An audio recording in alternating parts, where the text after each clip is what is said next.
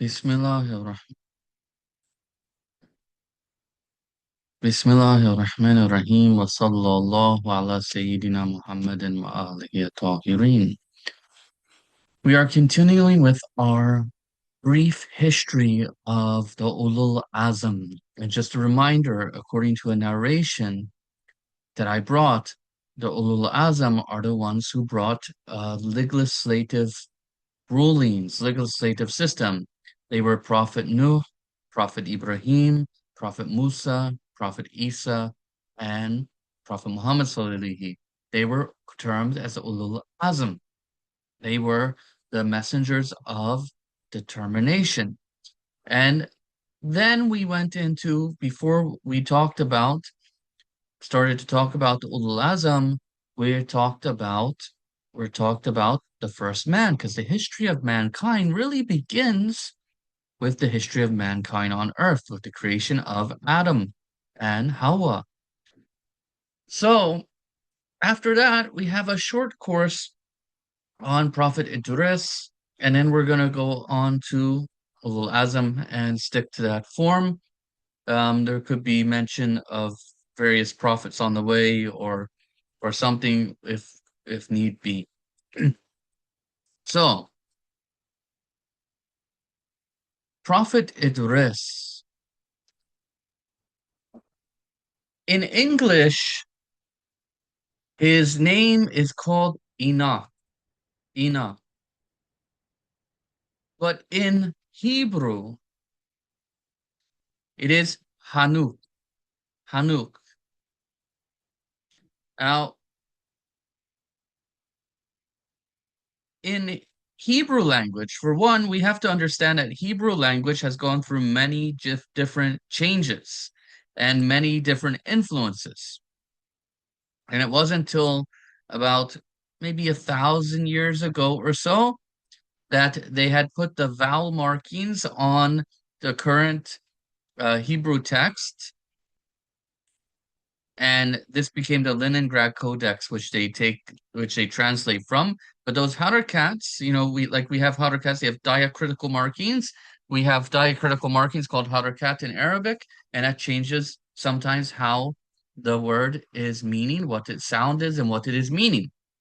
But when you go around different areas of Hebrew speakers, besides the historical differences that we have a lot to discover, because this is very old language. There's a lot we don't know, and a lot Hebrew language scholars don't know about Hebrew language. Um, but when you go around just contemporary times, you have different dialects. Just like in Arabic, we have different dialects. So Prophet Idris in Arabic, in English, he's Enoch. In Hebrew, it's Hanuk. Hanuk. But Ashki dialect, they pronounce the ha as a ha. So, um, like hukma in Hebrew, it's called hukma. Hukma is like hikmah, yeah, in Arabic. So it's a similar words. But you'll find a slight difference. You'll see a ha instead of a ha, but it should be a ha. Like maybe to say hava would be hawa, right? And there's a debate about the va in the Hebrew, if it was a wow in the past. Some scholars of language believe it was a wow. So, but these things change how we hear the words, right? So, hence, Chanukh is what they would have called, or what you may hear for Hanuk, Chanukh, but it's actually Hanuk. Okay. This is what they translated in English as Enoch. Enoch, it's not even sounding like the word. Okay, maybe Hanuk, Anuk, Anoch. I can see somehow it's a little bit there, but it's really not. There's no E. It doesn't begin with an E. It seems it means, though, this word Hanuk, it seems it means something like trained. or dedicated. So when we look at the Hebrew word for Prophet Idris, Hanuk, it seems it means something like trained or dedicated. Hmm. Oh, that's in the Arabic. So in the Arabic, it seems it means trained or dedicated. Um, no, it means trained or dedicated over. Okay, so no, in the Arabic, we have this is from darasa. This is from darasa. So in Arabic, it's from darasa. Idris is from darasa. Um, darasa means to study. So this is like educated, studied, trained kind of idea. Here you can see how we can draw a similar occurrence between the two words' meanings.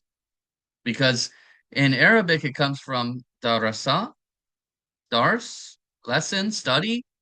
And in Hebrew, it's coming from a word meaning trained or dedicated. Yani you could see a kind of connection because a trained person is educated. You could see the similar intercrossing, similar meanings going on here. Here in the Arabic language, it would be something like studious, you know, studious. It would be Idris. It is said that its being from Dars indicates that he was the first person to write with kalam. Kalam in Arabic, pen. So it is said that the reason his name was Idris and it's from Dars is because he was the first person to write with pen. And it is also said that he taught people how to tailor clothes, how to sew clothes. That was another opinion. Also, that he was aware of the sciences of astronomy. These are all things we find mentioned about him among Muslim literature. But we have to try to find proof for some of these things.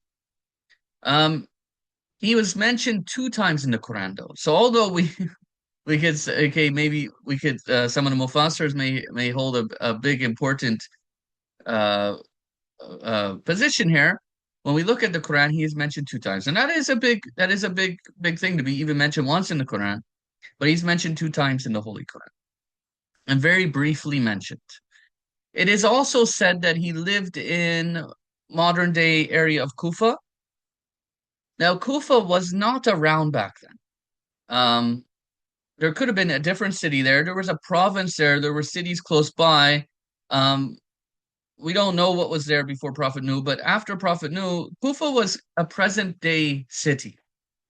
After the Muslims had gained Iraq area, they had made that area like a garrison town. So that was Kufa.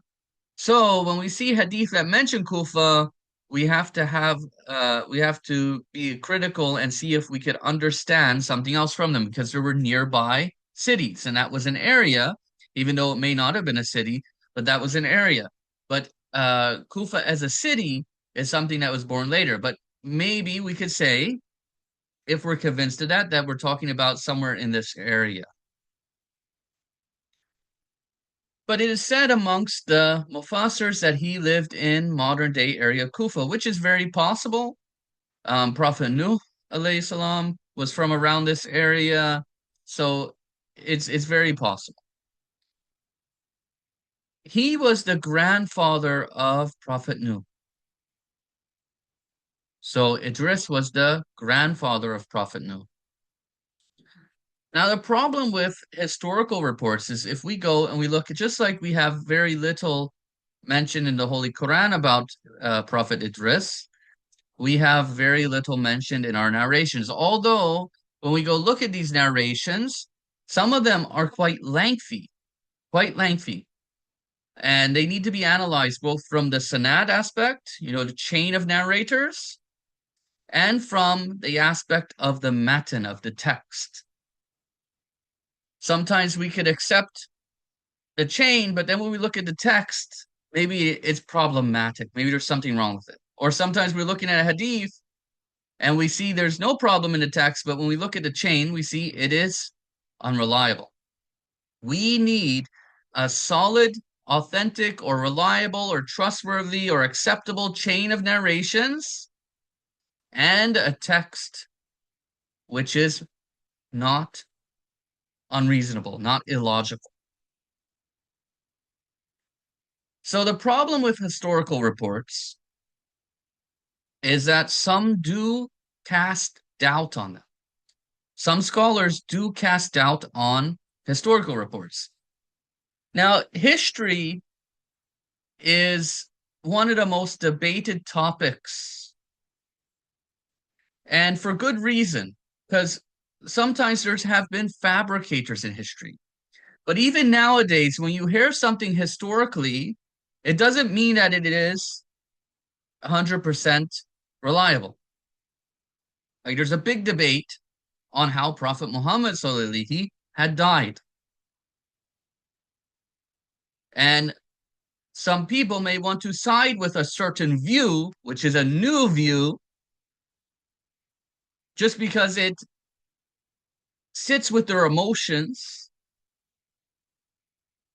But other scholars come and they critique that and they say that has no evidence.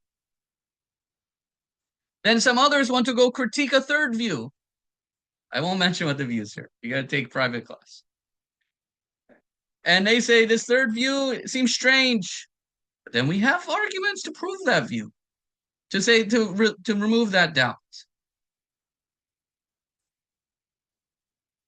But there are various different opinions, three different opinions about how Prophet Muhammad sallallahu died. Prophet Muhammad, so much about him in his life has been written down.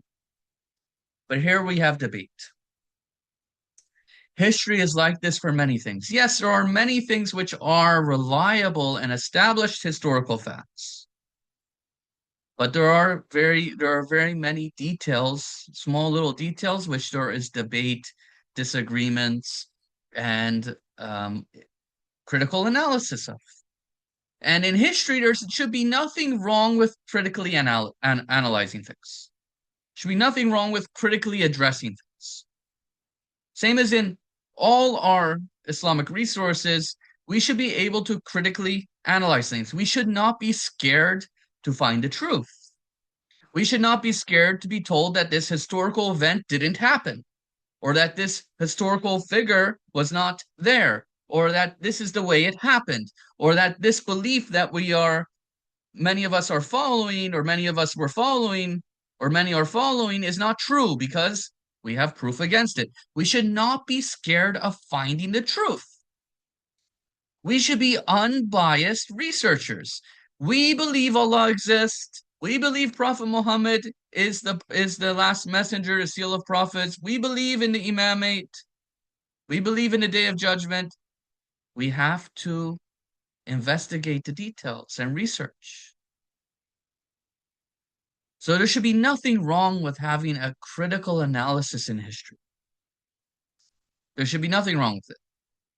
I get it. Sometimes people mention something historically, and when people hear things for a long time, this is really surprising and really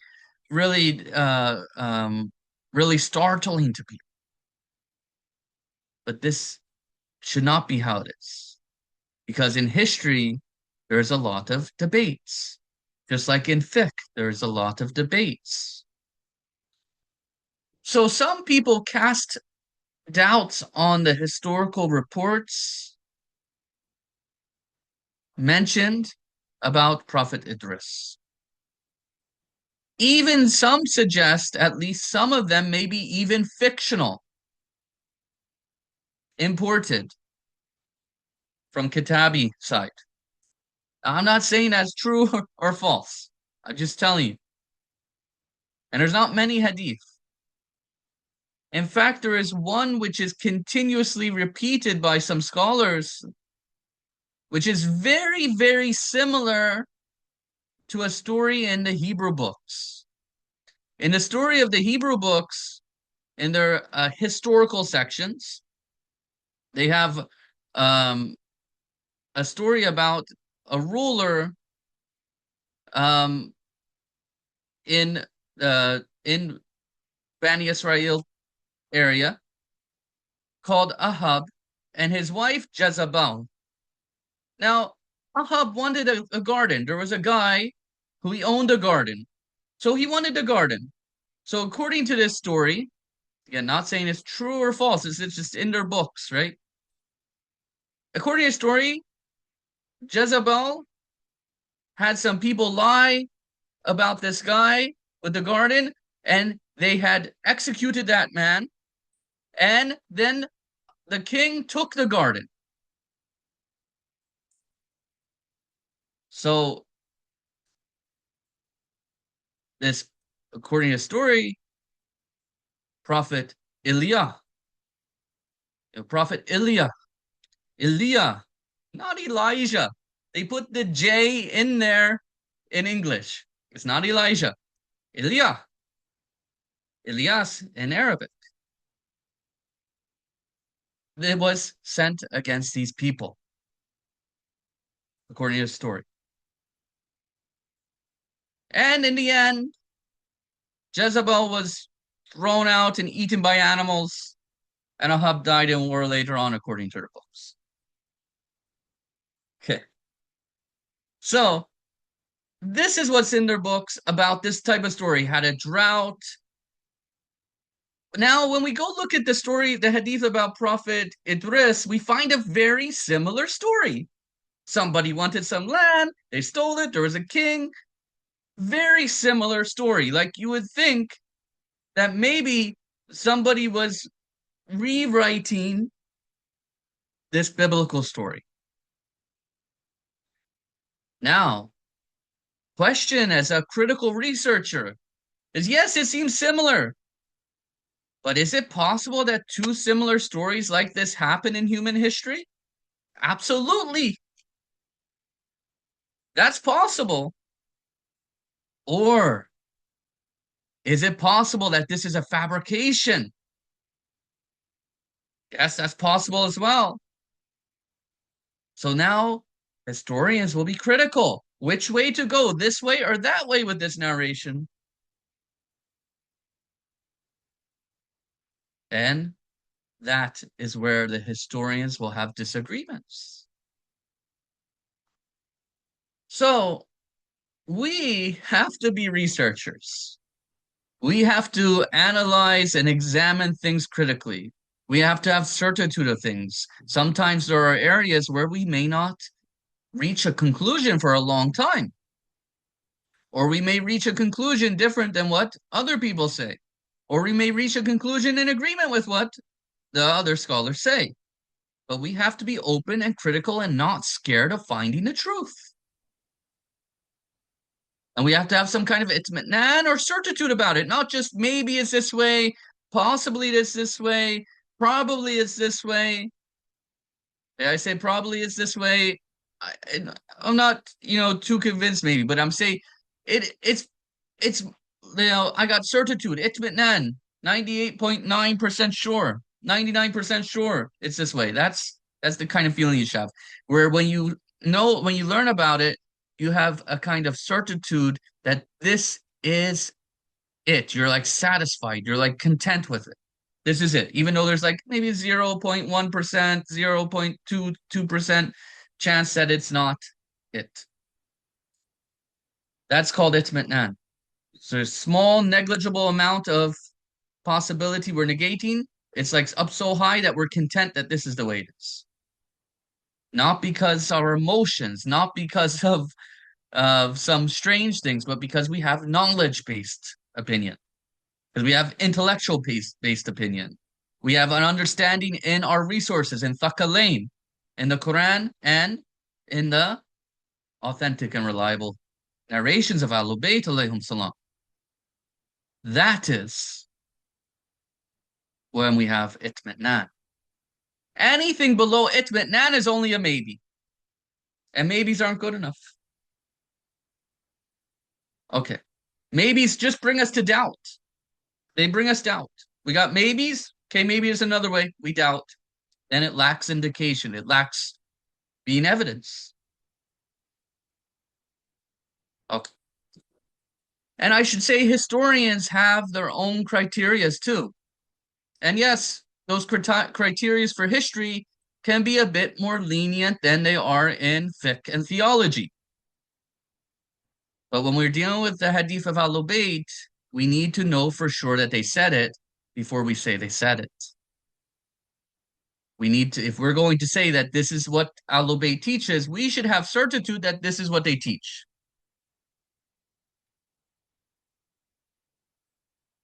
We should be careful. That's why if I doubt, even if I don't remember what the results of my research were, even if it's probably the hadith is reliable and I looked at it, I will still say attributed hadith.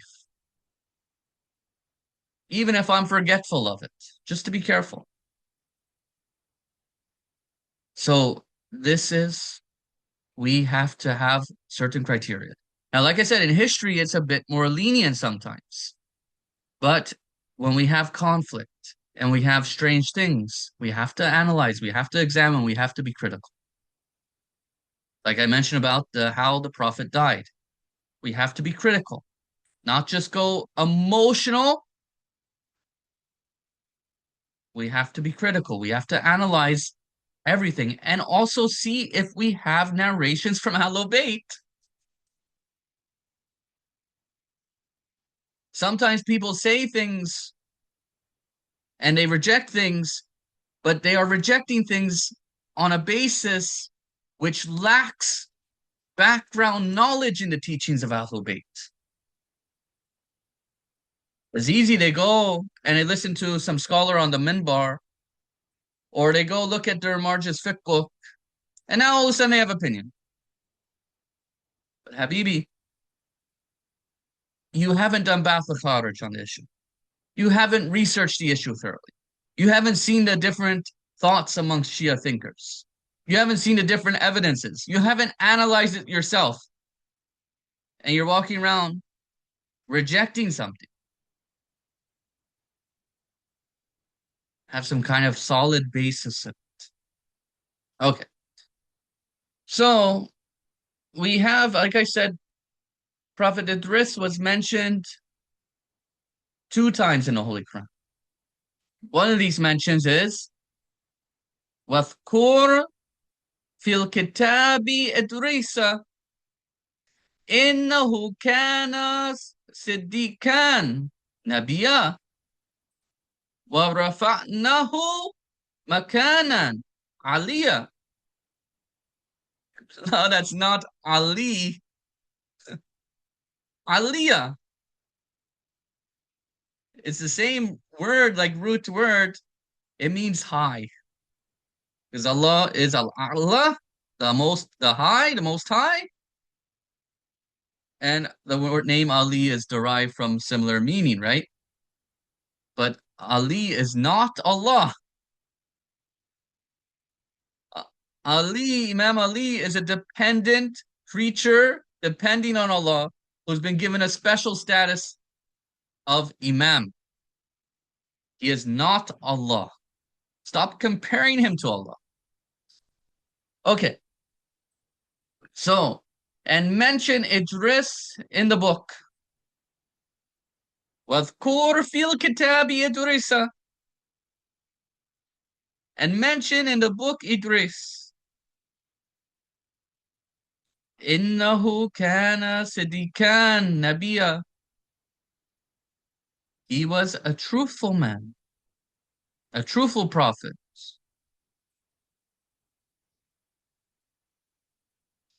Here, he was a truthful and a prophet, a truthful prophet. And we raised him, وَرَفَعْنَاهُ مَكَانًا عَلِيًّا. And we raised him to a place high, to a high place.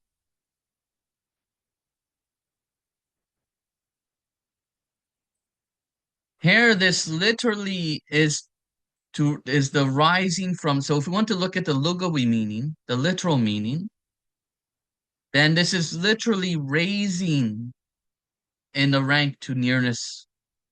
This is literally raising from the ground.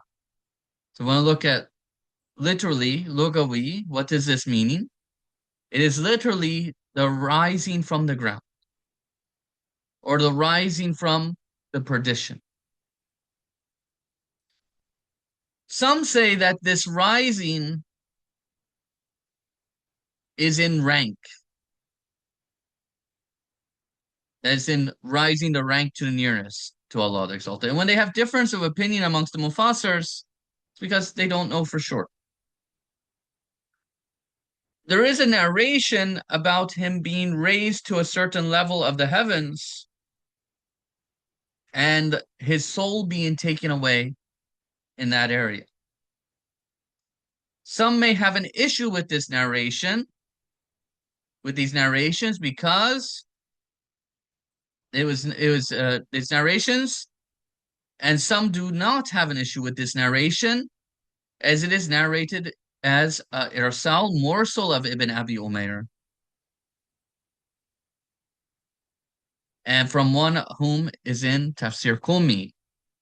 So this narration we'll end up talking about in the next lesson is narrated in Tafsir Qumi, but it's fine until we get to Ibn Abi Umayr. Ibn Abi Umayr says, I narrated from someone. Now, this again, like I said, there's lots of difference of opinion. We can't be closed-minded in Shia thinking. When we're closed-minded, this is where we're doing damage. We need to be open to listening, learning, and in Ilm al-Rijal, same thing, difference of opinion. Do the morsel hadith, morsel means disconnected, means when it's disconnected, and musnad means when it's a connected chain. So we're talking about the narrators before we get to the text. Disconnected, morsel, musnad, connected. Okay, for us to say it's authentic, muwathaka, hasan, has to be musnad. For us to say it's morsel, it has to be disconnected.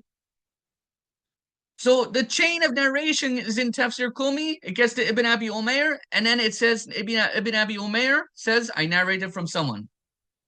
And a reason for this has a historical basis. Ibn Abi Umayr was put into prison, and he had to bury his hadith, and many of the names and stuff were missing. And he tried to narrate, and maybe he couldn't remember who he took the narration from. So now there's a big debate amongst Rajali scholars. When Ibn Abi Umayr narrates a hadith from an unknown or from a morsel, is it authentic and reliable? Or no, it's still unknown who narrates it, we can't take it. So here, the jurists, the Rajalis, they differ in opinion. Some of them say, historically, yes, once you get to Ibn Abi Umayr, it's sound. You don't need to worry about the rest. Others come and say, no, you cannot do that. That's not a reliable thing because our basis for it is not good enough. So they say, when you get to the morsel of Ibn Abi Umayr, that will not be evidence. That on its own is not going to be good enough for us. So they will not be able to use those narrations. And this has a big Rijali debate. This is, if you go study Ilm al-Rijal, even at an introductory level, this is one of the things that we talked about. This is one of the basic things you go through, Ashabul Ijma. Now, when you go in advanced study, they start to get critical and analyze the basis for this Ashabul Ijma. And then you have difference of opinion. This will change how we take certain narrations, which will possibly have a big effect on a ruling, a theological understanding, a historical report. So keep that in mind when you hear difference of opinion. Is they're tracing it back to a basis. If their basis is weak, their opinion is weak. If their basis is strong, they have a strong opinion. If their methodology is right, their opinion is more correct. If their methodology is wrong, their opinions are weak. And we have a wide range of Shia Shuyukh and Sadat who have weak and strong opinions, various different opinions. But people don't know this. They just, this guy's famous, he must be right. No, he's famous because he tells a good story. Telling a good story, being able to speak nice is not criteria for having the truth. That's wonderful if you got that and you have a good methodology. Completely wonderful. But that doesn't mean you have it. They can happen together, but it's not always the case. If you think about it, anybody could go learn how to speak and narrate things people want and go out there and speak them. And people will clap, people will celebrate. He said everything that we wanted to hear. That doesn't mean that what he said had a basis. I don't want to cause doubt on everything that's said out there, but you have to research. You have to be critical. You have to analyze. You have to be your own thinkers and knowledge researchers. That doesn't mean reject scholars. It means research. It means seek knowledge. Gain an understanding that's sufficient between you and Allah. So we have here then ideas about what rafa'nahu makanan aliyah means.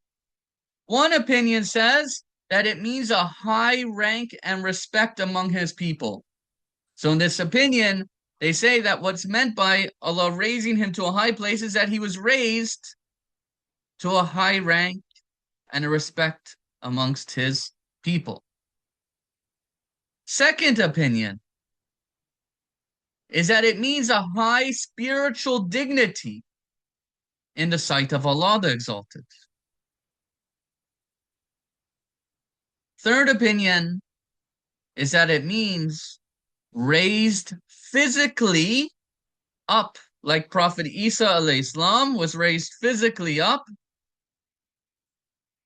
like that narration I was telling you about. So these are three opinions about what rafa'nahu makanan aliyah means. We will come back and we will talk about Tafsir Qumi and the Hadith in Tafsir Qumi next week, inshallah, if Allah grants the tawfiq. Wa akhiru duwana and alhamdulillahi rabbil alameen.